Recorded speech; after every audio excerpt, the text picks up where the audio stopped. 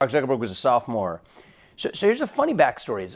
I think that a lot of audiences may misunderstand figures in the psychology of figures like Jack Dorsey or Mark Zuckerberg. So I was at, funny enough, UFC 300. It was the first UFC fight I'd been to. And Mark Zuckerberg's a big mixed martial arts fan. So we were both sitting, ringside, cage side right there that day. And we ended up striking up a conversation. We had never met before.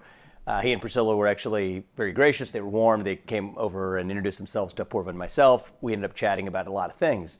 It's a funny story I haven't told, but in light of what he did this week, which I thought was pretty admirable, it was an interesting interaction where he talked about, hey, shouldn't we actually have more of this, right? Aren't we a little bit too guarded? And isn't it great to just see the gladiatorial competitive spirits come on out? He's a big fan, right?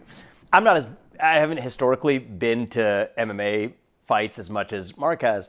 But I said, yeah, no, it's great. I mean, we had a great time that night. I said, I agree with you. But what do you think about applying that to the spirit of free exchange of ideas and free speech as well? And he visibly recoiled a little bit.